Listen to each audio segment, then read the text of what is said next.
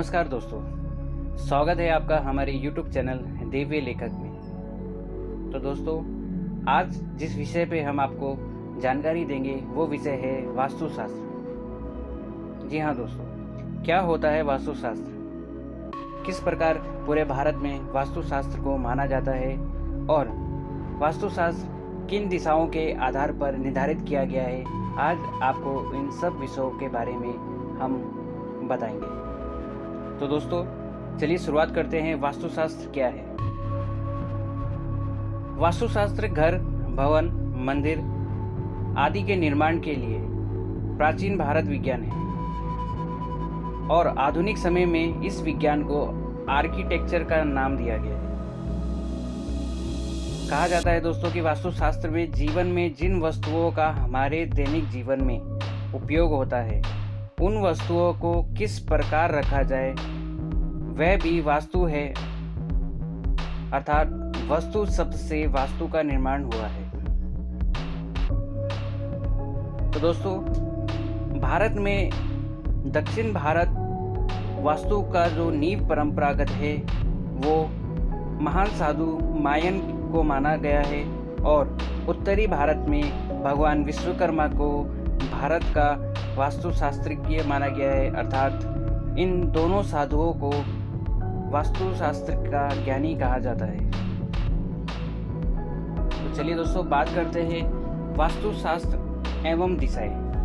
तो दोस्तों, वास्तुशास्त्र को दिशाओं के आधार पर जोड़ा गया है।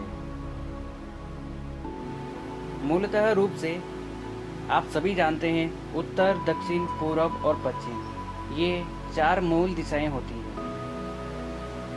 परंतु वास्तु विज्ञान में 4 दिशाओं के अलावा 4 विदिशाएं भी होती हैं, अर्थात उत्तर, दक्षिण, पूर्व और पश्चिम ये 4 मूल दिशाओं के साथ में आकाश पाताल को भी दिशा के रूप में शामिल किया गया है। इस प्रकार 4 दिशाएं, 4 विदिशा और आकाश पाताल को जोड़कर विज्ञान में दिशाओं की संख्या 10 मानी गई है। मूल दिशाओं के मध्य की दिशा को, अर्थात जैसे कि ईशान कोण, आग्नेय कोण, नैऋत्य कोण और वायव्य, इन दिशाओं को विदिशा कहा गया है। तो चलिए दोस्तों, बात करते हैं वास्तुशास्त्र का दिशाओं से संबंध। सबसे प्रथम पूर्व दिशा की बात करते हैं। तो दोस्तों, वास्तुशास्त्र में पूर्व दिशा को बहुत ही महत्वपूर्ण माना गया है, क्योंकि सूर्य का उदय पूर्व दिशा से होता है। इस दिशा के स्वामी भगवान इंद्र माने जाते हैं।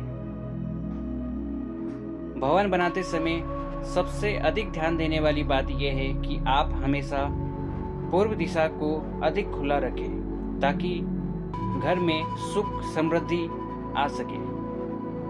इस दिशा में वास्तु दोष होने पर घर के भवन में रहने वाले लोग बीमार रहते हैं, परेशानियां बनी रहती है और चिंताएं बनी रहती है तथा उस परिवार की उन्नति के मार्ग में बाधा भी आती है।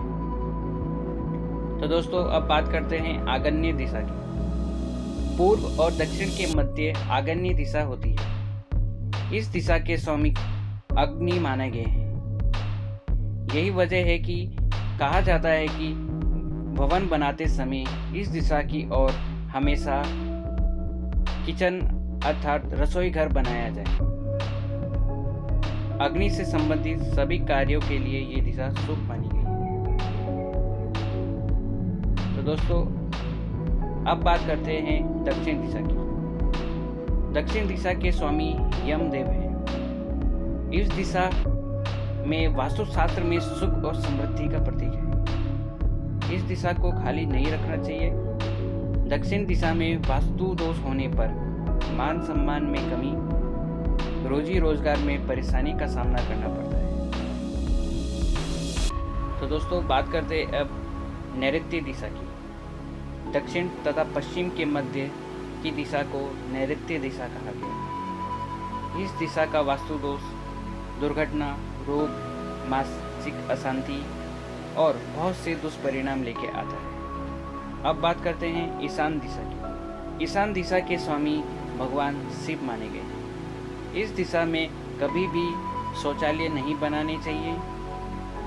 नलकूप, कुआं आदि इस दिशा में बनाने से जल की मात्रा परिपूर्ण रहती है। तो दोस्तों, वास्तुशास्त्र से जुड़ी कुछ महत्वपूर्ण दिशाओं के बारे में मैं आपको बता चुका हूँ।